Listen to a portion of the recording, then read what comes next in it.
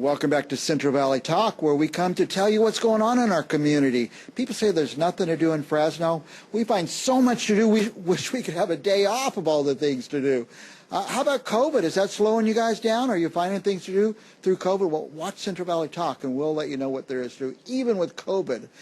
Now, our next guest, my old friend Spencer Norman, has been here a bunch of times. He's always involved with some basketball enterprise or something. You got a new thing happening for Fresno, right? I have a new thing happening for Fresno. And it's basketball. What is it? It's called the Fresno Fire. It's the basketball league. It's going in its 4th year, and it's really high intensity basketball. And Fresno hasn't had a team yet? Never had a team. So we're finally getting a pro yes. basketball. I know there's been a few attempts in Fresno, but this is going to be the real deal. This is a real deal. This is one of the top leagues, minor leagues in the world. Okay, so good. Yeah. Now tell me who you have with you and how they're involved. Well, this is my general manager, Laura. Hello. And she oversees the whole operations of the team. And this is my head coach, Renaldo Major. Yeah, played at Fresno State and the Golden State Warriors, so he's here to. They're a little significant, Fresno State and Golden State Warriors. Have you heard of them? I thought you were going to be the star player because you seem pretty young. Oh, I can still hoop, but now it's time to coach him. Time to coach, yeah. Now, have you chosen the players or what's? Actually, we haven't. We're doing combines right now, so that's where we're going to choose our players from. We have one coming up October 17th. What's a combine? Tell us about. Just the combines to try out. Okay. Just we look at the players, analyze them, and just see their strengths and their weaknesses, get a feel for them, and just see if they're capable of making our team. So now, there's a lot of players out there who were with the pros, sometimes a year or something, don't quite make the pros, but they're really good ball players. So yes, and there's thousands of them out there. And that's what this league is for. You know, the TBL is for guys like that trying to get on and just start the journey in basketball because, like you said, there's a lot of players out there and there's not enough spots. So that's what this league offers, spots for players to continue their journey. A lot of guys go to Europe or some of these other leagues, but now there's a league here. And who will they play? General manager? I forgot your name already. Laura. Laura, that's right. Yes. So we're going to be playing, the league mostly is based out of the East Coast. Okay. So there's going to be a lot of teams from the East Coast. I know there's one in New York and in Denver. But there's a few here on the West Coast now, right? Yeah, we're going to have a Portland team. We're going to have a Cell in Oregon. There's one in Vegas, right? There's going to be one in Vegas, yes. Yeah. Yes. So we're going to have San Diego. a... I think San Diego. Oh, that's San right. Diego. San Diego's got a new one. Will there be divisions like East and West or something, or is it all one league now? Ronaldo played in it before. Well, when I played there, it was an East and West, but it was kind of like broken up into like 4 divisions, and it was like 4 teams each division. But I don't know how this format is going to be this year, so we're still waiting to see how it is. But most likely it will be the East and West. Now, has this COVID slowed you down a little? Yes, it really has slowed us down, but it hasn't stopped our progress. You know, it's making it tough to find gyms, and that's what we're in the process now, trying to find a venue for our season. And we've been trying to find gyms to host tryouts and combines. We was blessed enough to find one in Bakersfield, so now we're looking at Fresno and Sacramento. So it's been tough, but we're grinding it through. So you need a gym big enough where you could. Well, who knows if they're going to let you have an audience right now? So. Yeah, but we're starting up in March, so that's what we're hoping to pray. We'll have an audience. So in March with that late start. So it'll be a year since the whole COVID thing started. So hopefully we'll have it under some kind of control, or we'll know how to manage. You'll know how far you should seat people apart. But you need something that's big enough to hold your audience, but not too big to break you, because those big ones are expensive, like the at Fresno State that Save Mark Center, yeah. And I think right now, ideally, we would like to do the Sound Arena. That's where I think it would be good for Fresno. You know, people Fresno like to come together and gather to these places and go. I've been to the Sound Arena many times, and I love it. So I think it would be great for us to, have an atmosphere, especially coming post-COVID.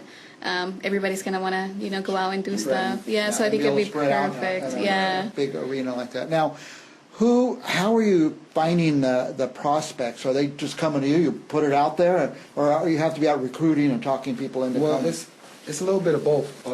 We're putting out our information, and hopefully we get some good feedback, and the players will come to the camp. But being a player myself for 14 years, a professional, I know a lot of real professionals that want to come in and play for me and for Fresno. So right now we're just working our way through things. So you already have some ideas of people that want to be on your team. I have a few prospects that I'm looking at, but mainly I'm going to find most of my prospects through the combine.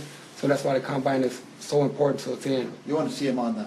Oh, yeah. Yeah, I want to see them live and up close. And, Yeah, see if they've gotten old and fat or out of shape. Just see how their body language is and see how they interact Yeah. with players, because I want high character guys. I want High great guys. character, yeah. Teammates that love playing with each other. You know what I'm saying? Coachable, respectful. So that's what I'm looking for. I think something that's really unique about this league too is that they're very community based. So we're not only going to be having, players that are going to be playing, but they're also going to be doing community service. We're going to be working with homeless shelters. We're going to be working with different places and volunteering. We're going to be wanting to do youth camps. We're going to be doing a lot for the community as well. So that's something that really, I'm very passionate. I worked with the Boys and Girls Club before, so I know that, working with this league, we get to give back to Fresno as much as, they're going to be supporting us. We want to support Fresno. And I don't want to get into a sensitive area, but the players will get paid. Oh, yeah. Yes. It's a pro league. I mean, Yes. It's a real pro league. You're going to get paid, and it's the real thing. So, So that's expensive to do this. You need, I guess, sponsors. Yes. Of course, you'll sell tickets, but now with limited ticket sales, you sponsor people need to step up and get behind this team. Fresno could have their own basketball team, and Fresno needs to get behind this. It's going to be a big deal. Right.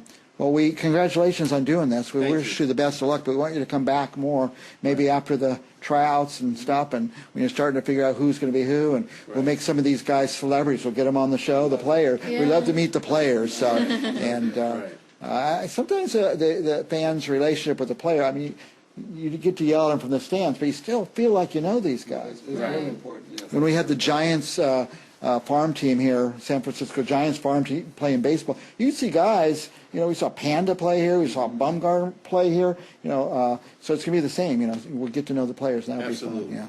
Absolutely. That's what we want to do, a lot of stuff with the community. We want the community to get to know the players. And like he said, we not only want good players, but we want players that are going to be, about that as well. Like they're going to be good character, that they want to help and they want to do things for the community. Now, is there a web page or something people can find out more at this time? Yes, at the time it's being built. We are very, very early stages. We kind of came a little bit late. So that's going to be done really, really soon.